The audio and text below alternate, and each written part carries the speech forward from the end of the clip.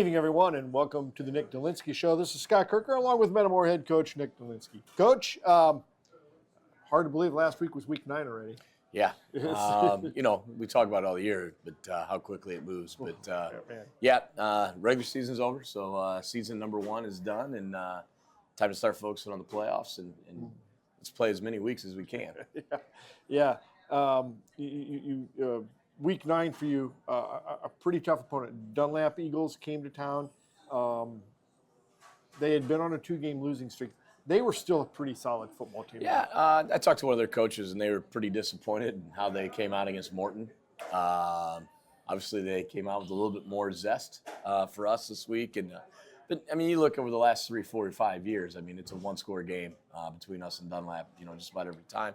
Look at the same thing with Morton. Morton's a 20-19 game against Dunlap. We're in a one-score game. It's overtime, one-score game, which is even probably closer than a 20-19 game, if you can think about it that way. We knew we were up for a really good opponent. We had to make sure we played really well, and I thought we did a lot of really, really good things. Just a couple plays we couldn't quite finish, and I think they kind of wore on us a little bit. They're huge. They were big. Height-wise especially. Just that length kind of gets to you as much as the weight. But we just couldn't get either the first down we needed or get that stop that we needed there towards the end of the game. And then just an absolutely unbelievable, freakish athlete play to kind of turn the game there in the start of the second half. When we were feeling really good offensively about what we were doing. We had 2 out of 3 drives, put them in the end zone, long, sustained drives. Both sides were eating clock, so you knew it was going to be a number of possessions game and how many can you put on the board. And, but that was a tough one. And you were moving the ball to start the second half. Yeah, we were 3 plays in, and we called a typical run with an RPO action on a stick route to Jason Pickles, and a kid going to Alabama gets all 6'6" and catches a fastball from 2.5 yards away from Stephen Petrie. There's not a whole lot of guys that are going to pick it. Might be a lot of guys that get a hand on it, knock it down, but most of them aren't going to 2-hand catch it and then run 35 yards for a touchdown. So it just died in his arms. Yeah, he just went up above his head, and it just ended up right in his hands. Now it was an above the head 2-hand thump. You can almost hear it on the field, because Steven throws the ball pretty well, and it was one of those where we got to zip it in there, and just not quite enough zip to get away. That guy's been on the jugs machine and been really, really close. But man, it was a freakish play because I was sitting there watching it, and I'm going, right call, in terms of what we wanted. Right read by Steven, just really, really good player making a really, really good play. Yeah, and sometimes you just can't do anything about that. Yeah, you got to tip your cap there. And then we come right back, though. Come back down and get the score to go up about 23-16. And then we just couldn't put the other next 2 drives. The big interception by Jadon and the drive that we couldn't go score. We get the holding penalty to start that drive. We almost get Steven down the sideline on the QB counter, and the corner just clicks his heel. And, not only did we not score on that, we ate up a bunch of time, and we gave him the ball back, and we get a stop then, and then we just couldn't go finish it with 8 minutes to go. Yeah, it was a game of inches. Yeah, I didn't realize that we were only a half yard away from the first down there on the 4th and 4 play. About a foot. It looked like a football. Yeah, football. It looked like a football. So, we had an opportunity there. Steven did just about everything right, and just can you get the guy blocked just a half second longer? Can the next guy get through and get a piece? And we just couldn't quite get it done. It reminded me a lot of the game we played. I believe it was in 16 against Canton, and we lost to him in overtime also. Yeah, there was a lot of points in that game. They were coming out in their spinner series. Yeah. We just came off the big win against Washington.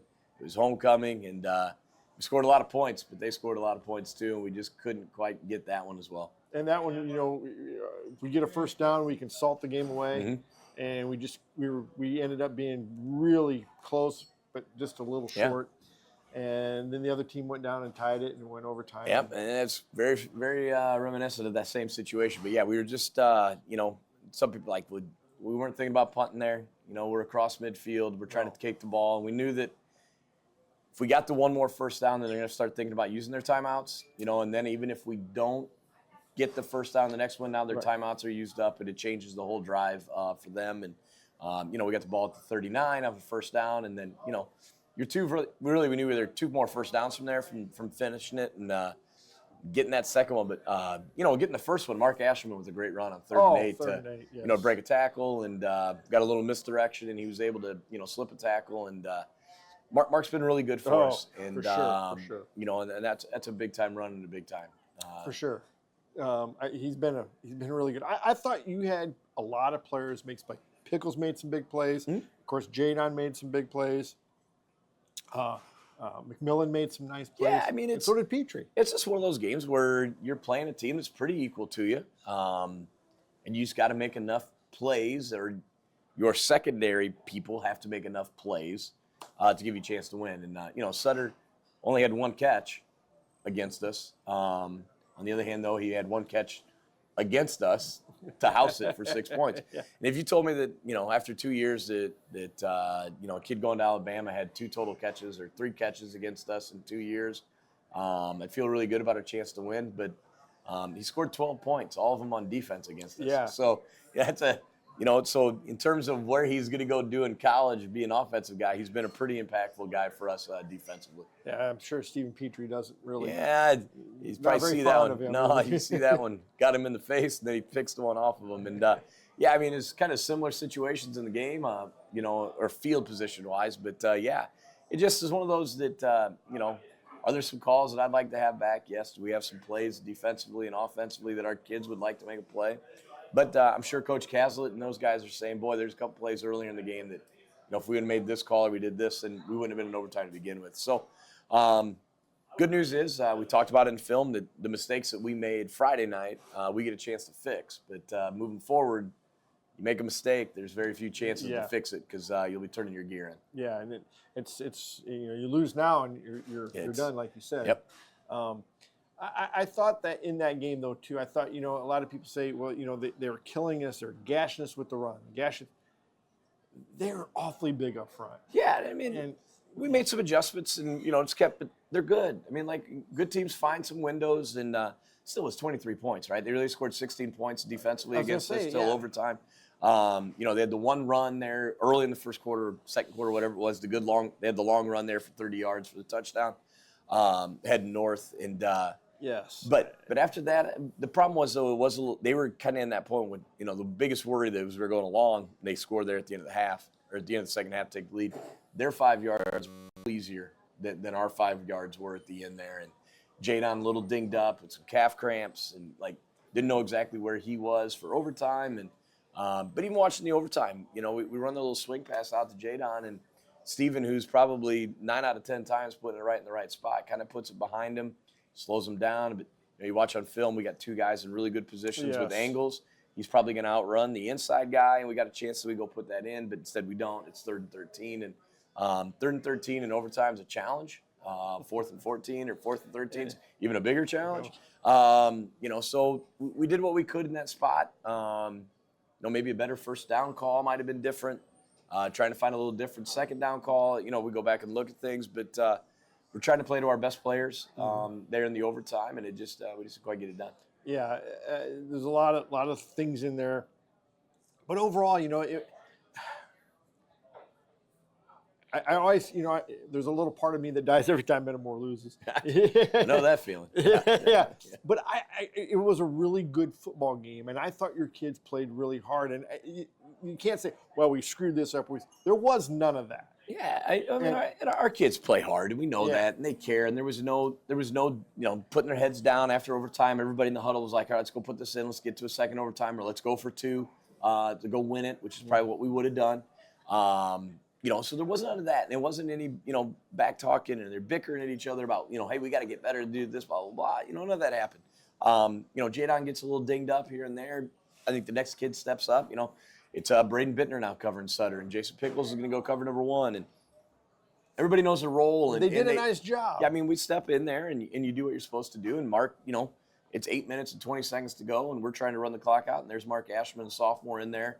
Carrying, we talked about the one, but he had a couple other carries in there. Critical they were big plays. So, there was no woe is me, no worry. Now, did we have a lot of hurt kids after the game? Were they emotionally and physically spent? Yeah. And they care. Without a doubt. And there's nobody caring more about a loss than us. maybe you. But outside of you, that'd be about it. But, I mean, it just you never want to see the kids lose. We don't. And we want to make sure that we keep our kids in the best place at all the time. And, when I go back and reflect on the game and, those are things when you lay in bed and you just kind of sit there and you just have repeats in your brain trying to figure out, what could I have done differently? What could we help the kids do differently? Could we have prepared better? To try to make sure that it doesn't happen again. And, and we feel that, 9 out of 10 times we play a team that's of equal talent level, we got a real good chance to win every time. Sure.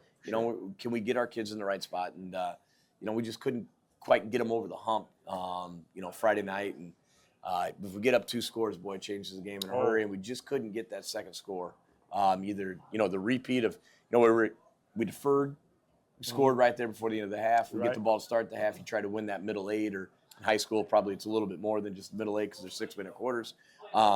We had that opportunity, and then, we throw the pick. But and to me, that was a takeaway, not a turnover. And that's taking the ball away. And that's the way those games, when big-time kids make plays. And then Jadon makes a big-time play, too. Yes. Gets the big return. So, all those things kind of wash themselves out. It's just, now it's all about getting ready for, week 10. And kids understand where they're at and, what we have to do to keep progressing through the playoffs. And we're excited about that opportunity. Yeah. And, the other thing, too, I thought that your team did a really nice job the other night was, when the other team answered us, your kids didn't hang their heads. They did come back every time and then put together a really, really nice drive. Yeah, I mean, I thought we've done that pretty much all year. We've been very resilient, understanding that, that idea that we really stress about, next play mentality. You can't really fix anything that happened before. Let's go get the next one. Best of our ability, the whole idea of we talk about being smart, tough, and reliable, all those things, piece themselves together. So, I mean, there's never any downers. There a lot of good encouragers. We got a lot of good captains, a lot of good leaders that aren't the captains because it doesn't always have to be a captain named to be a good leader amongst the group. And, and we just keep plugging away, and that's what you got to do. I mean, there's going to be some tough times here in the playoffs that that we're going to have to make sure that we are resilient enough to overcome that and then go make a play ourselves. Yeah, and you do have 4A is loaded. Yeah, I mean, there's talk of, it was earlier, and it's like, hey, you guys are going to fall 4A, that'd be great. And you're like, okay, yeah. And then you start looking, and there's some monsters out there. Montini's the number 8 team in the state of regardless of class. And, Morris is is in our little grouping, and you got Rochester, St. R. Griffin in the south. And you got Rochelle in the north, who's been really, really good in a very tough conference, so it's not like we're playing teams that are we're the big dog coming into a 4A situation. There's a lot of big dogs in there. And, back last time we were 4A, we were, right at the very top, and we were in the south, and put us in a pretty good spot. We had the big game against Rochester, obviously, and then another bigger game against Rochester where they got us the second time. But, I mean, it's not quite the same. I mean, there's some really, really good schools in here, and we got to make sure we come out playing really well. And it starts with week 10 with South Shore, another 7-2 team out of the Chicago area. So, I mean, we got our hands full. We'll talk a little bit about the upcoming playoff game and our brackets and everything. And we'll talk about all those guys. And Coach, when you look back on this regular season now, pretty solid. So you went 7-2. The 2 teams you lost to, they're in the playoffs also. And Washington, a really good football team. They're going to make some noise in 5A. I think Washington's got a great draw. And I mean, I hope Coach Stevens and the boys and over there, can finally get to that next hump because they've been really, really close. And since we're not with them in 5A, we wish them all the luck. Yeah. And, and Morton, I think they have Thornton Fractional South coming to Morton. And, you got Pekin and Dunlap. They're going to square off again. Yep. They had an overtime game earlier in the year, so they'll get to match up again. And so at least they're guaranteed one Middle Illini team that's going to advance out of that group in 6A, I believe. Yep. So, man, there's a lot of really good representation in the Middle Illini Conference, and you came out of it 7-2. Yeah, I mean, getting to second place in the conference, would love to have it by ourselves. End up sharing it with Dunlap, but I mean, we're always going to be right there. And we knew going into the season that Washington was still probably the big dog, and are we going to be ready to run with them yet? We weren't quite there. Week 3, who knows?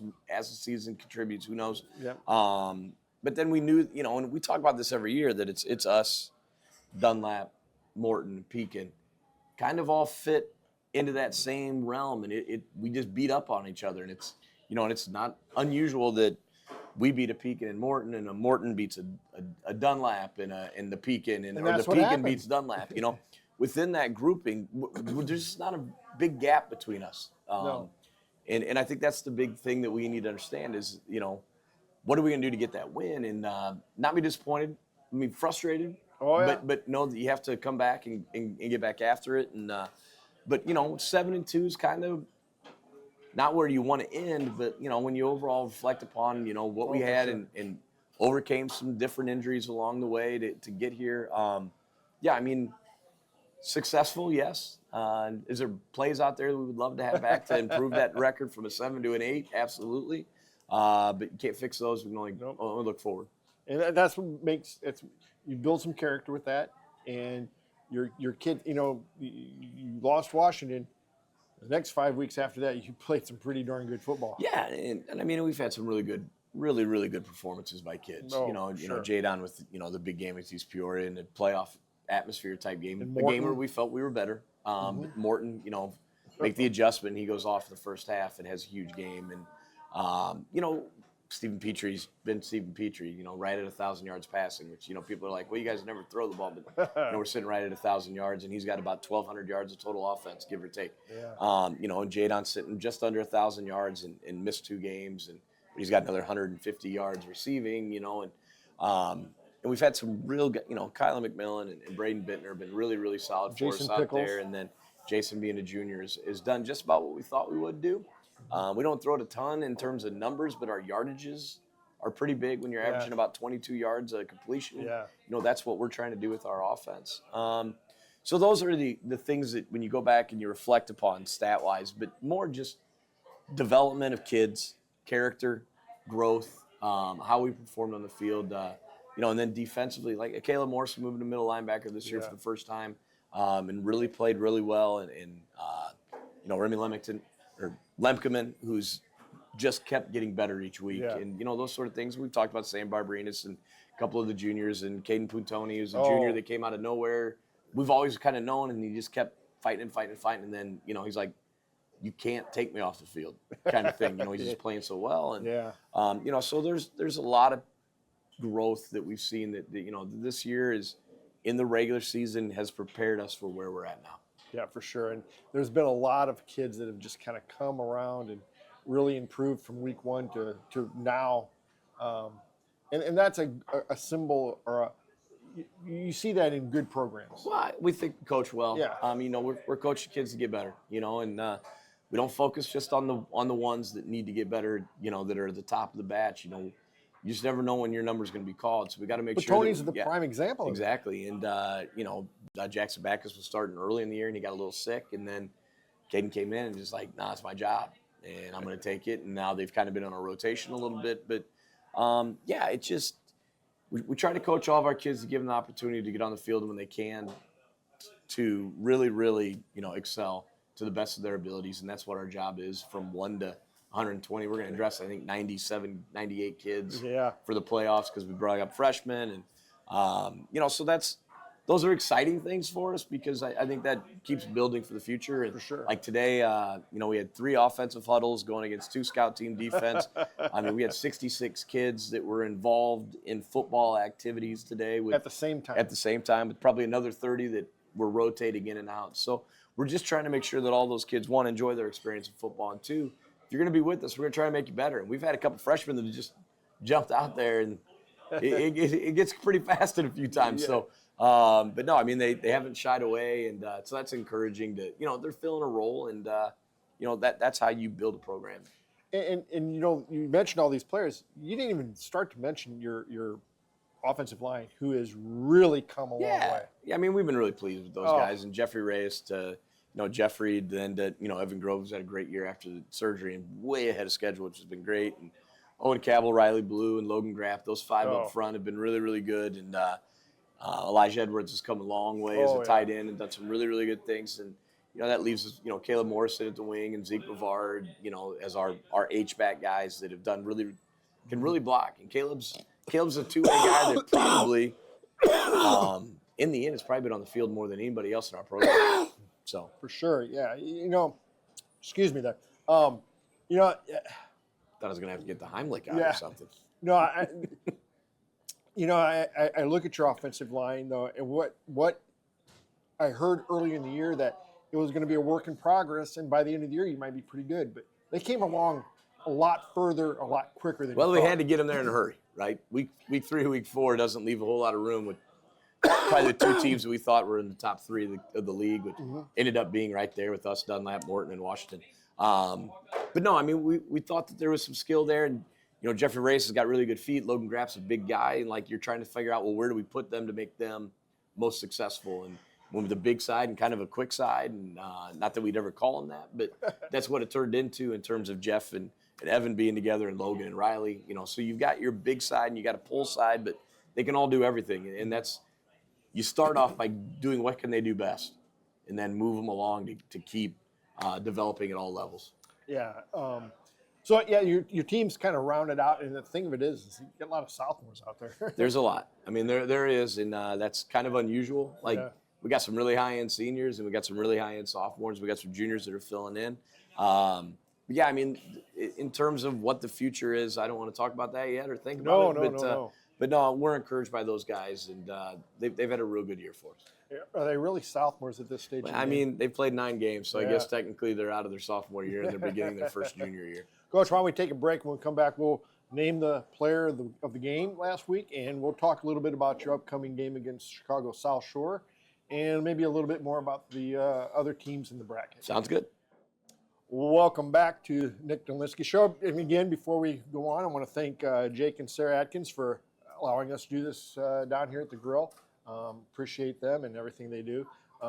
Coach, player of the game. I mean, Jadon, 118, 120 yards, whatever you want to say it was, and a touchdown, the pick, and the big return there. And, you go one-on-one with a kid going to Alabama and you give up 1 catch, and that was more because we just weren't lined up quite yet, which we discussed during film. But he had the big, huge play on 4th and 17 on the big knockdown. He had another knockdown in the end zone. They ended up scoring later, but he got another knockdown there. And, he made a lot of plays. And, he's a really good player. And it's kind of a broken record. We probably give him player of the game every time he plays. But, he was well deserving of this one. Yeah. I thought Jay Dunn had a really, really nice evening last Friday. First round of the playoffs, you have Chicago South Shore coming down from in this part of the city in Chicago. Yeah, they're on the south side, not far from the lake, as kind of their name says. Athletic, not a bunch of kids. They got about 35 kids, I think, on their roster. Athletic tailback that can give you some problems if you get them in space. The key is those fast guys, and similar to Jada, and you got to get to them before they get going, because once they get going, they can get going. So we got to take away some gaps in a way. But no, 7-2. I think they were undefeated last year in the regular season. So they've put together 2 back-to-back good years and got some experienced guys. Haven't been playing as a group a whole lot, but I think it's their 6th year with this head coach. So, they're starting to create a little bit of expectations there as well. Then defensively, they got some guys going both ways, but they're big up front, which isn't anything new for us. I was going to ask. Yeah, I mean, we've seen a lot of that, but, it's going to be all about can we execute at a level that's higher than they do. And when you get into those weeks, it's all about making sure that you are in your gaps defensively, and then offensively, they play a variety of defenses, so you're never quite sure exactly what you're going to get, but we have a general idea. But we've done a real good job all year, really, of seeing different fronts and being able to adjust pretty quickly. So that's what our week's been, is kind of throwing an odd front with an even front and a 4-4 cover 3, and they'll do some mug looks where they'll walk linebackers up. It's just understanding where our gaps are going to be and what we're looking for. So it's a big week for us. For sure. And when you look at their schedule too, I don't think they've ventured more than maybe 20 miles away from the school. Not very often. I mean, in the Chicago public schools, I mean, they're grouped together pretty good. So there's not a whole lot of travel, and benefits all those guys because they are pretty locally up. But I mean, it's a big trip for them to come down here. It'll be a different, this year at least. And I know they've traveled in the past probably, but no, I mean, that's part of the deal. And, we'll welcome them to Metamora.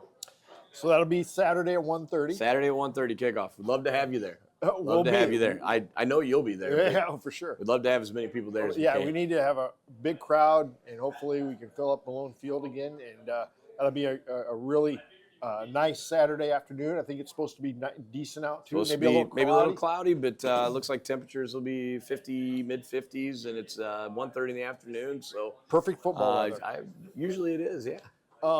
You look at the rest of the bracket in 4A, and we talked about Morris and Montini. And, man, Geneseo's in our bracket, Rochelle.